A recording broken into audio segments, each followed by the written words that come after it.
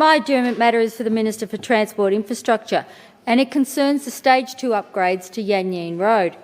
The action that I seek is for the Minister to commit funding for the Stage 2 upgrade of Yan Yean Road and to work with local businesses and schools as a matter of urgency to agree on a design that satisfies the interests of all stakeholders.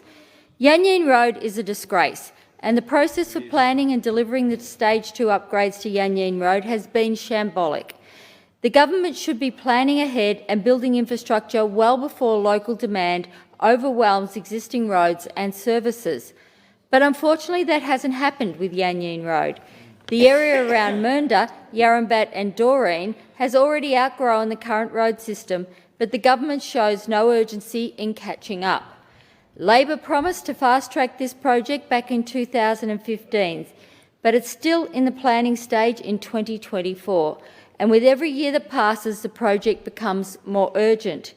In the meantime, the road has fallen into disrepair, cars are regularly damaged by potholes, and the single lanes are chronically congested every morning and evening as commuters travel between their homes, schools and workplaces. There are over 24,000 vehicles per day on the road, and traffic chaos is causing regular accidents on the narrow lanes. Just a few weeks ago, a young man was walking along Yan Yean Road to the golf club and was clipped by a passing car. Tragically, the collision resulted in a severe brain injury, and he's now in hospital in an induced coma. The government must take action on this road before others are hurt or lives are lost. Delaying the build is also deeply unfair to local residents whose homes have been captured in the planning overlay and are subject to possible acquisition by the government. They are stuck in limbo, unable to feel settled in their homes and also unable to sell up and move because no one will buy a house that might be acquired. These residents need a resolution, and they need it now. The duplication of the road must also be sensitive to the needs of local businesses who rely on passing traffic having access to their car park and store fronts. Local businesses have expressed a real worry that shifting the path of the road could reroute traffic away from them and make their businesses unviable.